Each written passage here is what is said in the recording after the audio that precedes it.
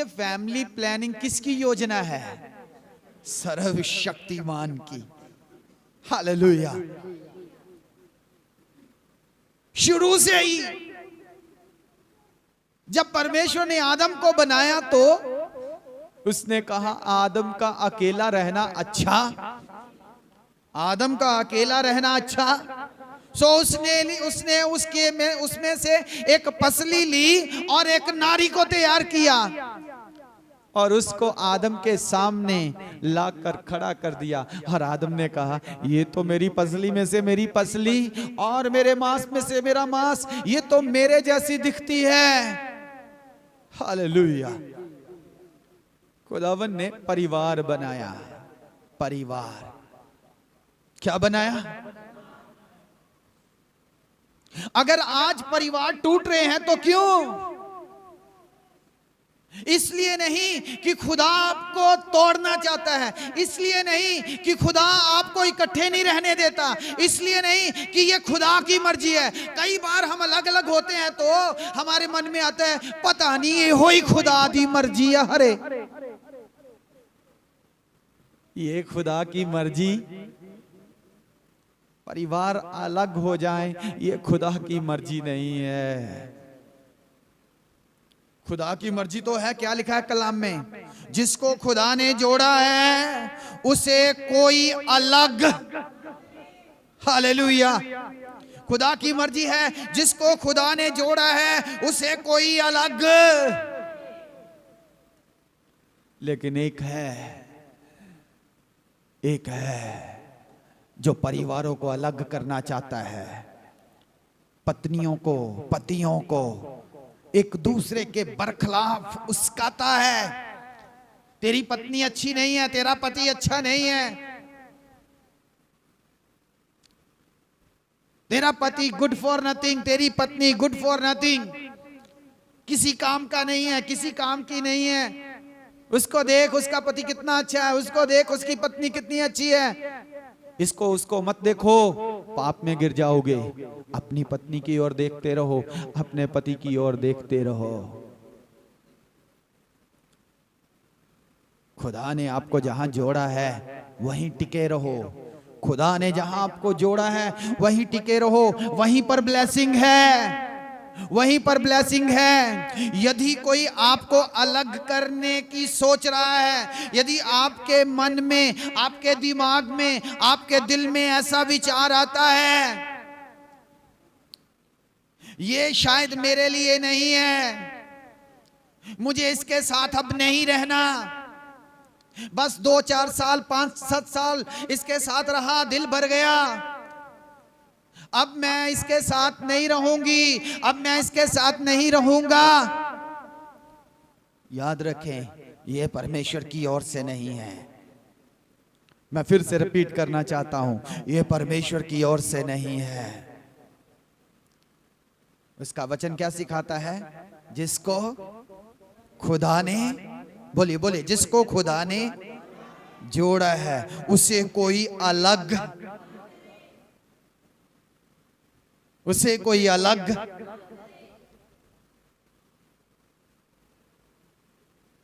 Hallelujah. उसे कोई अलग ना करे। मिलके रहना, जुड़ के रहना, एक साथ रहना, अधीनगी में रहना, प्यार से रहना, एक दूसरे से प्यार करना, एक दूसरे के अधीन रहना, एक दूसरे के दुख सुख में साथ देना।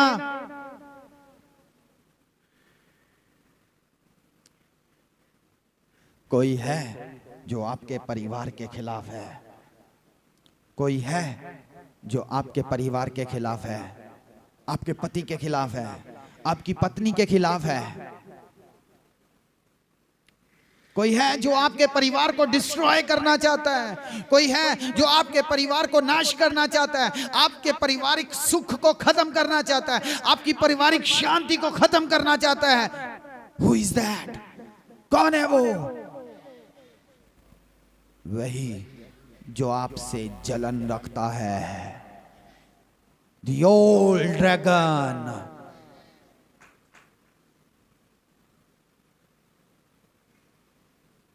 वो पुराना सर्प रेवलेशन की पुस्तक में लिखा है, द ओल्ड ड्रैगन, वो पुराना सर्प। अदन की वाटिका में कौन आया था? आदम और हवा के पास। बाइबल की पहली पुस्तक में भी सर्प के द्वारा शैतान आदम और हवा के विरोध में आ गया, परमेश्वर की फैमिली के विरोध में आ गया। रेवलेशन बाइबल की आखिरी पुस्तक में भी वो अजगर के रूप में परमेश्वर के लोगों को निगलने के लिए आ गया। खबरदार, शैतान आपके परिवारों के खिलाफ है। खबरदार, शैतान आपके परिवारों को नाश करना चाहता है। खबरदार, शैतान आपकी आशीष को रोकना चाहता है। खबरदार, शैतान आपको अलग अलग करना चाहता है। खबरदार, वो आपके दिमाग को अलग अलग करना चाहता है। वो नहीं चाहता आप एक जैसी सोच रखें, वो नहीं चाहता आप एक जैसे ख्याल रखें। इतनी इतनी बात से, इतनी इतनी बात से शैतान कहता है, चल उठा उठा, बैठ, मार इसे। She is not good, she is not fit for you. ये तेरे योग्य नहीं है, ये तेरे आगे बोलती है, ये तेरा कहना नहीं मानती, निकाल दे इसे घर से। और मिल जाएगी और आ जाएगी।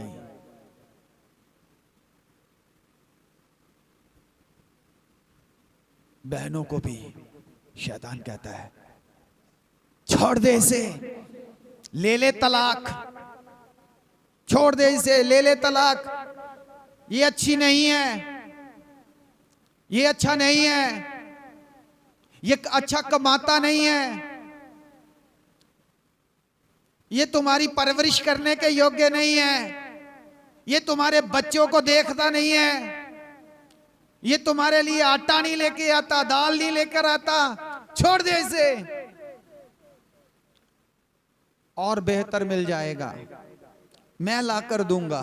खबरदार, ऐसा ख्याल आता है तो याद रखना, ये परमेश्वर की ओर से नहीं है, बल्कि ये परमेश्वर की योजना के खिलाफ है, परमेश्वर के बनाए हुए पारिवारिक रिश्तों के खिलाफ है, परमेश्वर के बनाए हुए परिवार के खिलाफ है। खबरदार चर्च, खबरदार कलीसिया, खबरदार मेरी बहनें, खबरदार मेरे भाई, एक दूसरे को छोड़ने की कोशिश ना करें, क्योंकि ये ख्याल परमेश्वर की ओर से नहीं। एक को तोड़ना, दूसरे को जोड़ना, ये ख्याल शैतान की ओर से है। खबरदार, पत्नियां अपने अपने पति के अधीन रहें, जैसे कि इफिसियों की पत्री 5:22 में लिखा है। पत्नियां अपने अपने पति के अधीन रहें। इफिसियों के खत उसके 5 अध्याय उसके 22 वचन में लिखा है। और इसी रीति से पति अपने अपने अपनी अपनी पत्नी से प्रेम रखें। यह भी इफिसियों की पत्री 5 अध्याय में ही लिखा है। हालेलुया। पत्नियां अपने पतियों के अधीन रहें, बॉस बनकर ना रहें, पतियों को चलाने की कोशिश ना करें, पतियों को समझाने की कोशिश ना करें। तानू ते कुछ पता ही नहीं, तानू ते कुछ आंदा ही नहीं। परमेश्वर ने पति को घर का मुखिया बनाया है। पति को पत्नी का सिर बनाया है। पति को घर का हेड बनाया है। हालेलुया। पति बोल दो हालेलुया।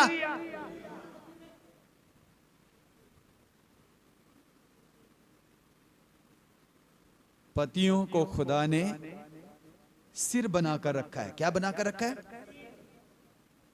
क्या बना कर रखा है? अपने साथ वाले का हाथ पकड़ो जरा। आप नहीं, आप बहने नहीं, ये भाई। इधर फड़ लो, इधर भी फड़ो। नहीं इसको नहीं, शादीशुदा। हाँ हाँ, आप भी पकड़ो, 3 लोग पकड़ लो। क्या हुआ? हाँ उसको रहने दो, गगन को रहने दो। बोलो बोलो, खुदा ने आपको सिर बनाया है। खुश हो? आपको सिर बनाया है। अरे पकड़ो हाथ, क्या हुआ? सिर नहीं बनना? बोलो बोलो, आपको सिर बनाया है। खुश हो? सिर बनाया है तो जिम्मेदारी भी है, उसे निभाना है। Hallelujah hallelujah hallelujah. पत्नियां पत्नियां, बहने बहने, एक दूसरे का हाथ पकड़ो जरा। पकड़ो पकड़ो,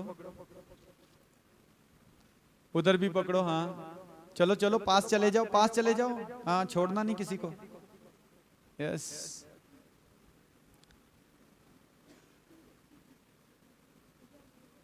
बोलो, खुदा ने आपको अधीन रहने के लिए कहा है।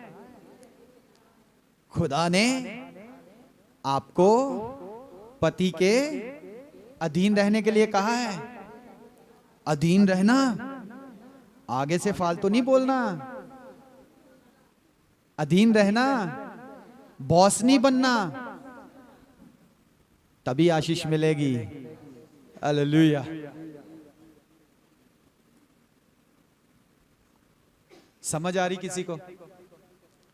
घरों में क्लेश, लड़ाइयां, झगड़े बन ही नहीं रही। कुछ भी पत्नी बोल दे, कुछ भी पति बोल दे, गवारा ही नहीं, रास ही नहीं आता।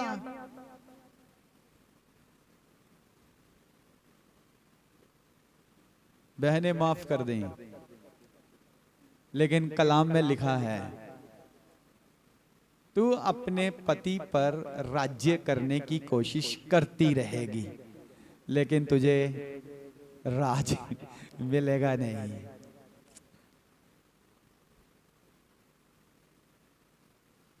पति को खुदा ने सिर बनाया है।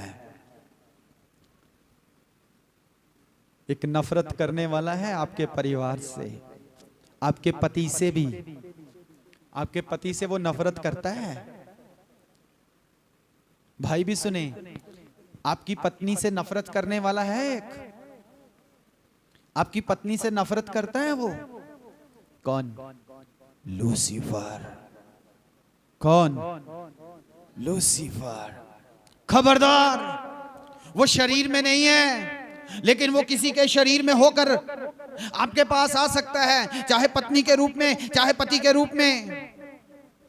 खबरदार, वो आपके सपनों में आ सकता है, चाहे पति के रूप में, चाहे पत्नी के रूप में, किसी स्त्री के रूप में, किसी पुरुष के रूप में। खबरदार, डोंट इंटरटेन, उसे इंटरटेन ना करें। खुदा की योजना में बने रहें। खुदा की, हालेलुया। खुदा ने क्या किया? आदम और हवा को बनाया। कैसे बनाया? कैसा बनाया? बोले, कैसा बनाया? कैसा बनाया? फिर क्या किया उसे? फिर क्या किया उसे? फिर क्या दिया उसे? फिर क्या दिया उसे?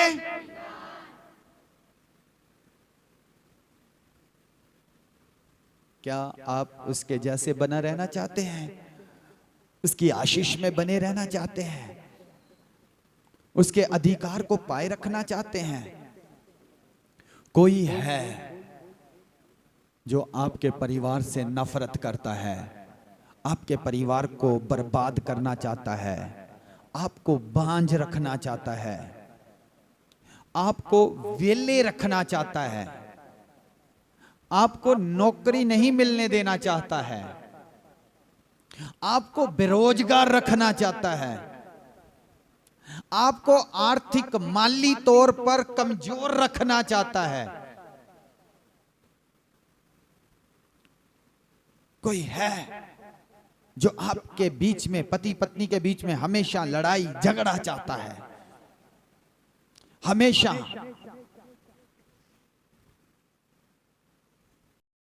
इसमें एक दूसरे को समझ नहीं पाते। कारण आपकी पत्नी नहीं, आपका पति नहीं, आपकी सास नहीं, आपका ससुर नहीं, आपके बच्चे नहीं। कारण वो पुराना सर्प, वो पुराना अजगर है। उसे अपनी जिंदगी में आने ना दें। हवा की तरह धोखा ना खाएं। हवा धोखा खा गई, आदम की तरह धोखा ना खाएं। आदम ने पत्नी की आवाज को सुन लिया और वो फल खा लिया जिसे खाने के लिए मना किया था। हवा उस सर्प के धोखे में आ गई, उसने वो फल खा लिया जो परमेश्वर ने मना किया था। शैतान परमेश्वर की योजना, उसकी आशीष और उसके अधिकार के खिलाफ है, जो आपको पारिवारिक तौर पर भी दिया गया है। उसने कहा फूलो फलो और धरती को भर दो, अपने वश में कर लो। आपके पास अधिकार है वश में करने का, शैतान के पास नहीं है। शैतान के पास नहीं है। वो क्या करना चाहता है? वो आपके बॉडी को पॉजेस करना चाहता है। वो आपको, आपके परिवार को अपने अधिकार में लेना चाहता है। वो आपके ऊपर कब्जा लेना चाहता है और आपके द्वारा इस धरती पर राज करना चाहता है। खबरदार, उसकी आवाज को सुनना नहीं, उसका कहना मानना। लेकिन जो कलाम सिखाता है, इस हफ्ते आप सबने जाकर इफिसियों की पत्री 5 अध्याय पढ़ना है, ठीक है? इफिसियों की पत्री 5 अध्याय 22 वचन से आखिरी वचन तक पढ़ना है।